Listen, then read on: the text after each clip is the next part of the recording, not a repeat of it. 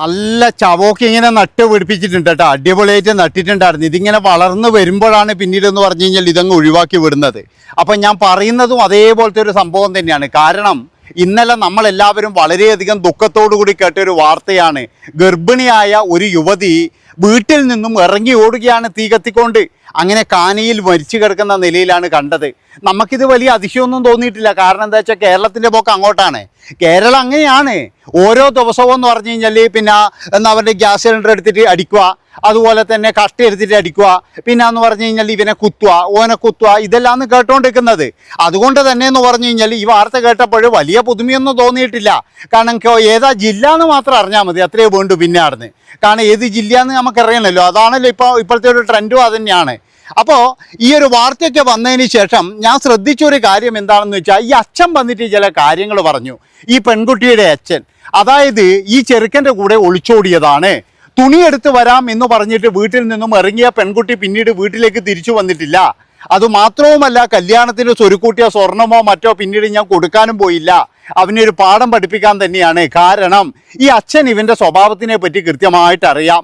ഇവരുടെ വീടിനടുത്ത് വാടകയ്ക്ക് താമസിച്ചതാണ്. നല്ല കുടിയുണ്ട്, വലിയുണ്ട്, കഞ്ചാവുണ്ട്, മയക്കുമരുന്നുണ്ട്, അതുപോലെ അത്യാവശ്യം തല്ലുകേസും കൂലിത്തല്ലലായിട്ട് അങ്ങനെയുണ്ട്.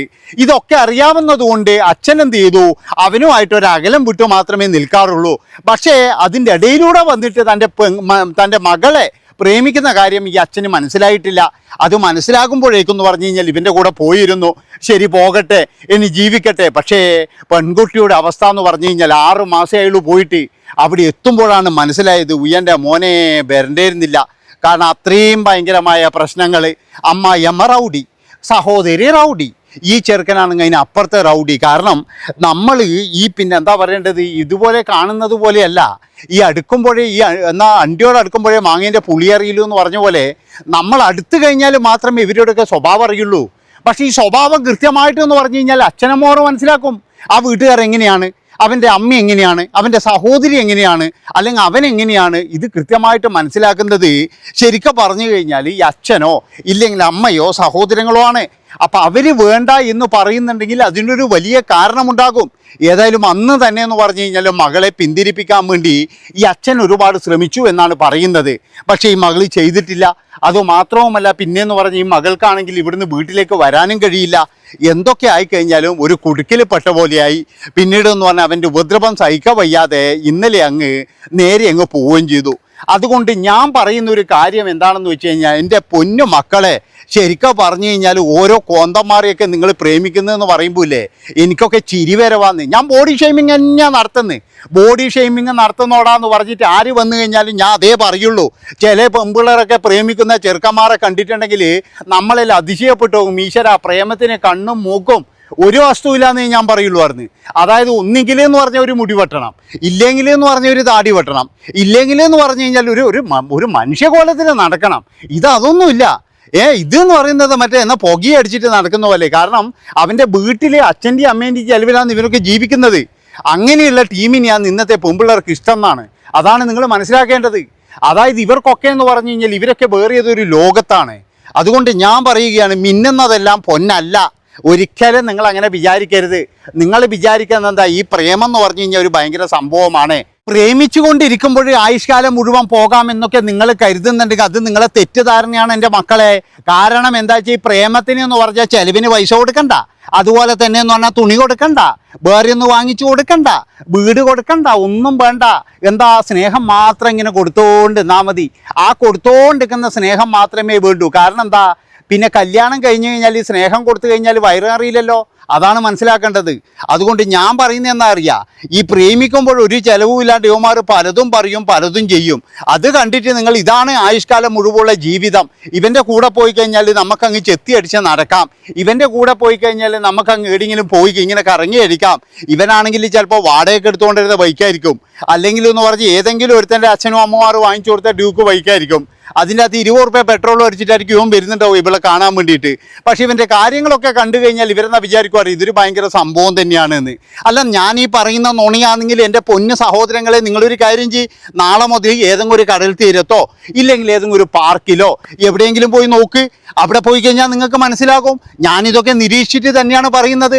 ബോഡി ഷെയ്മിങ് ആണെന്ന് പറഞ്ഞു കഴിഞ്ഞാലോ, ഇനി മറ്റുള്ളവർ പറഞ്ഞു കഴിഞ്ഞാലോ, ഇനി ഈ ഹിപ്പികളെല്ലാം കൂടിയിട്ട് എന്നെ കയറി പൊങ്കാലിട്ടാലോ എനിക്ക് വിഷമമില്ല. പക്ഷേ ഞാനൊരു കാര്യം പറയുകയാണ്, നിങ്ങൾ പ്രേമിക്കുന്നുണ്ടെങ്കിൽ നിങ്ങളൊരു കാര്യം കൂടി ആലോചിച്ച് നോക്കണം. കീശയുടെ വണ്ണം അത് കൃത്യമായിട്ട് നിങ്ങൾ നോക്കണം. എല്ലാവരും പറയുന്ന പോലെ പൈസ നോക്കിയിട്ടോ അല്ലെങ്കിൽ വേറെ ഒന്നും നോക്കിയിട്ടോ ജോലി നോക്കിയിട്ടോ ഇതൊന്നും അല്ല പ്രേമിക്കേണ്ടത്. ശരിയാണ്, അതൊന്നും നോക്കിയിട്ടല്ല. പക്ഷെ ഞാൻ പറയുകയാണ്, ഇതൊക്കെ നോക്കുക തന്നെ വേണം. ഇല്ലെങ്കിലെന്ന് പറഞ്ഞാൽ നിങ്ങളുടെ കാര്യം കട്ട പുക തന്നെയാണെന്നുള്ള കാര്യം പറയുന്നതിന് എന്താ കാരണം? എന്താണെന്ന് വെച്ചാൽ ഇവൻ ചിലപ്പോൾ അച്ഛൻ്റെയും അമ്മയുടെയും കൂടെ ആയിരിക്കും കഴിയുന്നുണ്ടാവുക, അവരായിരിക്കും ചെലവിന് കൊടുക്കുന്നുണ്ടാവുക. പിന്നെ വേറൊരു കാര്യം കൂടി ഞാൻ പറയാം, ഇപ്പോഴത്തെ ഈ ആമ്പിള്ളയുടെ അച്ഛനമ്മമാർക്കൊരു സ്വഭാവമുണ്ട്. എവിടെ നിന്നങ്ങ് പിടിച്ചോണ്ട് വാടാ, എവിടെ നിന്നങ്ങ് പിടിച്ചോണ്ട് വാ. ഏതായാലും നിനക്കാണെങ്കിൽ ഇനിയിപ്പോൾ പെണ്ണ് നോക്കി നടക്കാനൊന്നും ഞങ്ങൾക്ക് കഴിയില്ല. ഇപ്പോഴാണെങ്കിൽ ഒരാൾ എവിടെയും പെണ്ണ് കിട്ടാൻ പോലും ഇല്ല. അതുകൊണ്ട് എവിടുന്നെങ്കിലും ഒന്നിനെ പിടിച്ചു വാ. ഇതാണ് ഈ ആമ്പിള്ളേർക്ക് കൊടുക്കുന്ന പ്രോത്സാഹനം. നേരെ മറിച്ച് അവിടെ ഒരു പെൺകുട്ടി ഉണ്ടെങ്കിലേ ആ കുട്ടിയോട് പറയുന്നത് എന്താ അറിയാം, ഏതെങ്കിലും ഒരുത്തിനാറ്റം പ്രേമിച്ചു വാ, വല്ല ജോലിക്കാരനോ അങ്ങനെയെങ്ങാറ്റാണെങ്കിലും ഓക്കെ, അല്ലെങ്കിൽ ഇതാ അങ്ങോട്ട് അടുക്കാൻ വിടൂലെന്ന്. ഒരു പണിയില്ലാതെ മകനോടെന്താ പറയുന്നതെന്നറിയാം, എവിടുന്നെങ്കിലും പോയിട്ട് ഒന്നിനെ കൊത്തിക്കൊണ്ട് വാടാ, നിനക്ക് നമ്മൾ കല്യാണം കഴിപ്പിച്ച് തരാം, അത്യാവശ്യം ചെലവിനും പൈസയൊക്കെ ഞാൻ തരാടാന്ന് അച്ഛൻ പറയും. പക്ഷേ ഇങ്ങനെ നേരെ മറിച്ച് സ്വന്തം മകളോട് പറയുന്നത് എന്താ അറിയാം, ജോലിക്കാരനെ മാത്രമേ നിങ്ങൾ നോക്കാതോന്ന്. ഇതാണ് ചില അച്ഛനമാർ ഇപ്പം പറയുന്നത്. ഈ സാഹചര്യത്തിൽ പറയുന്നുണ്ട്, ഒരുപാട് വീട്ടിൽ നിന്ന് പറയുന്നുണ്ട്. നിങ്ങൾ കണ്ടിനോന്നറിയില്ല. കാരണം വെച്ചാൽ ഇവരുടെ ദേശീയ ഗാനം തന്നെ ഉണ്ടായിരുന്നു, ഞാൻ പലപ്പോഴും പാടിയതാണ്.